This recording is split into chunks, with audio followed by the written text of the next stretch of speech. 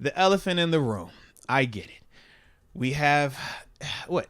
Two? No, one person that made it outright in terms of TJ Watt, right? Two. Minka. Oh, that's right. Yeah, TJ and Minka. Obviously, TJ and Minka. First off, congrats to both of those players, man, making the Pro Bowl outright, man. Big time kudos.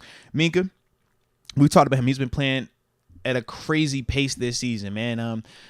Where, in most regular years, he would probably really be having legitimate consideration for Defensive Player of the Year just based on some of the stuff that he's been doing.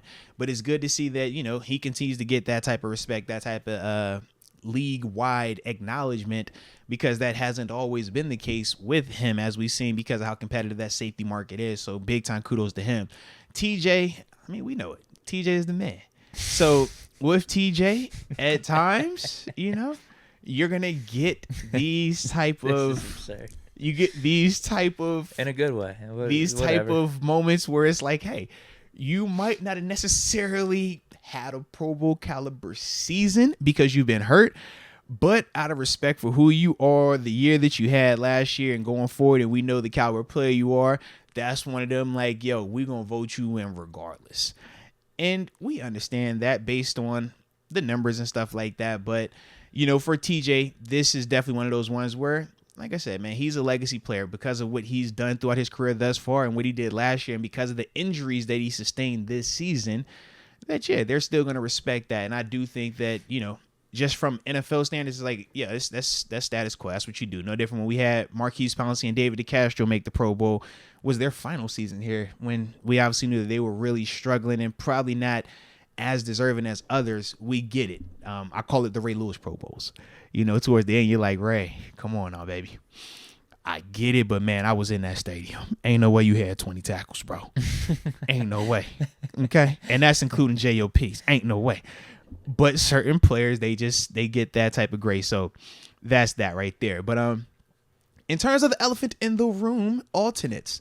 The alternates we had were Alex Highsmith, Pat Freiermuth, and who else? Am I missing some? I feel like I'm missing Watt and Cam Hayward. That's what it was. Derek Watt, Cam Hayward. Cam Hayward, man, absolutely. I think that he's very much deserving of being an alternate. But at the same time, I can understand in the sense of, let me pull up the actual, full roster. I got you. You got me over here? So okay. For the interior linemen, Chris Jones, Quentin Williams, and Jeffrey Simmons. Because I was going to say, just in the sense of Cam, he still has the numbers this season because Cam is still on a tear in his own right. But even for his standards, at times it was a little bit of a slower burn in the sense of just his productivity and his impact in some of these games. So like I said, I could get that, but I do feel like him being listed as an alternate definitely makes sense because he's more than deserving of that. When we talk about Freiermuth, how'd you feel about that one, man? It is what it is because I thought it was they were going to take 3 tight ends, but it's only 2. Maybe in the past it was... Whenever I looked on Pro Football Reference, they would have 3 because of an alternate going. So it confused me a little bit. But yeah, only 2 tight ends.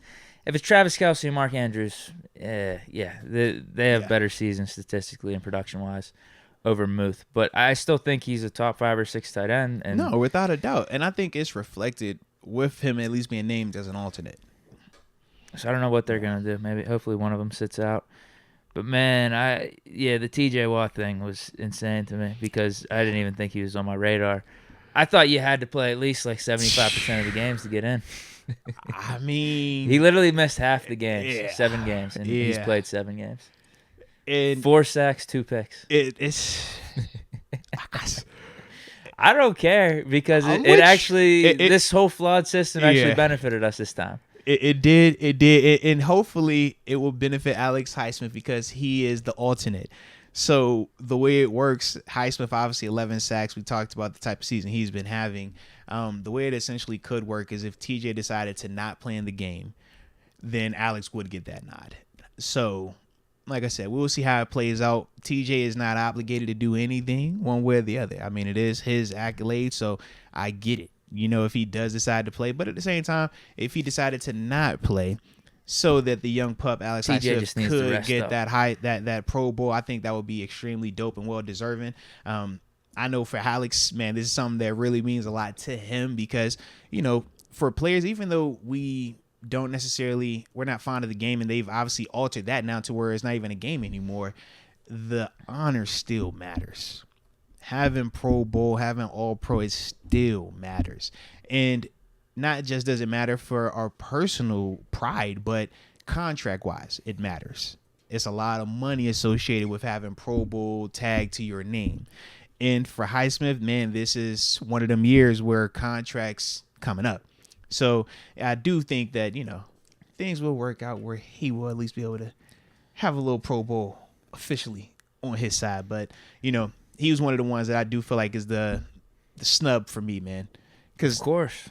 Because like of course, he should be in over TJ. Because I'm like, no question about it. I'm not gonna call it a snub if I can't say I'm gonna take this player off. And that was why even with Cam, I'm like, yeah, I like it. I want him to be a true Pro Bowl, not an alternate. But I'm like, man, Jeffrey Simmons balling out, Quentin Williams balling, Chris Jones balling. So it's like, I don't feel like it's necessarily a snub that he didn't get up there, because I wouldn't necessarily take one of those guys off and feel that now I got the list right.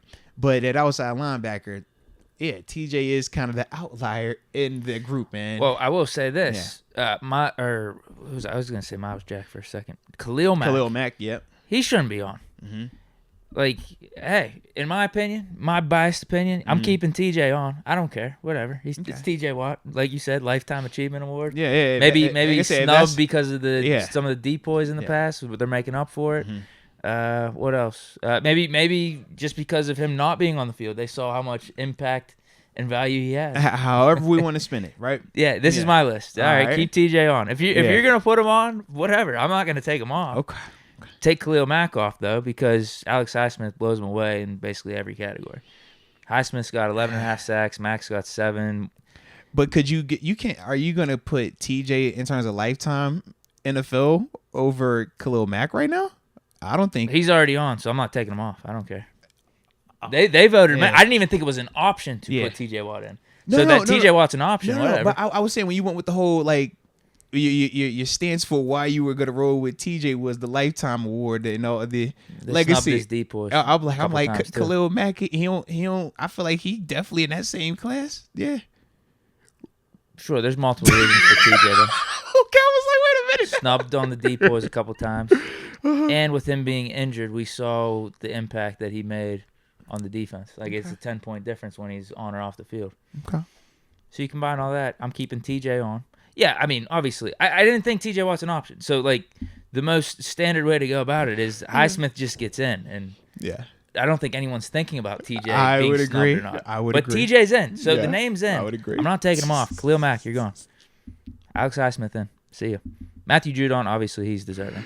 Oh, that is funny. That's my list. That is funny. I mean, even outside of Highsmith, there's some other guys who probably should get on AFC, like edge rusher and stuff, over Khalil Mack. Yeah. Like even what's his face up in New England, the guy out opposite of Matt Judon, Uche's got like double digits. But he really started to pick it up these past 2 games. He was cooking against Vegas. So some of the voting probably happening before. Mm-hmm. There's other guys though over Khalil Mack. It's just I mean he's got the big name, but he also has 7 sacks this season and has played multiple games this season. So as we talk about even impacting certain players in certain games, it's like we focus obviously on sacks stuff like that, but Khalil still does have an impact. So the TJ part is the part that throws it all off. I think that's the part. Yeah. Well, what makes it easier is if maybe Khalil Mack or Matt Judon take a seat, and then we could have 2 Steelers there. But it doesn't matter because I do think TJ Watt is just going to do the right thing, the team first thing. Yeah. My buddy one time, we're in sectionals for golf, like individuals. Mm-hmm. And so this has nothing to do with team. This is just you advancing. You're trying to win like your own individual trophy. But I think he needed to miss a putt. It was like a 1-foot putt at the end. And if he missed it, that would get all of us. It was like 3 or 4 of us that had a score. One less than it would have been if he would have made it. I think if he would have made the putt, he would have got 83. Okay. But that would have knocked all of us out with like an 84. So he missed the putt. Okay. All of us with the 84 got that tied. Okay. And we were able to advance because he did the whole team first attitude. I want my boys to advance in the sectional too. I feel like TJ Watt's going to do that. He's going to say, I want Highsmith to get this Pro Bowl. It doesn't hurt me because it's still going to have Pro Bowl on my Pro Football Reference. So let's get Highsmith in there. He's deserving of it. I feel like TJ will do the right thing. All right, we'll see, man. But don't phrase it as do the right thing, because then you make it seem like he's doing the wrong thing if he decides to just actually play in the game for himself. For him, the right thing. I'm gonna play as his professional advisor too right here. The right thing for him is to take a seat in January, or not January. Hopefully we play till February, but in the off season. He needs to take a seat, relax, and recover from these injuries. This TJ Watt, he's a Watt. Watts don't take time off. Watts don't do that. That's what I mean. It's like a win-win for everyone. TJ, go on vacation, get whatever surgery you gotta I'm do. Down with it, bro. Relax. Give the spot to Highsmith. I'm with you, baby. Give you know him that's his my Pro vote. That's my vote. 100%. That's my vote. I feel like he's gonna do it. Yeah. We'll find out though. We will. Balls in his court. That's the easy thing to do. Just take a seat. I can just see it now. Every day they sitting there at meetings. Highsmith just sitting next to him. So, TJ, you decided on that Pro Bowl yet, man? So, TJ, it's Peckville.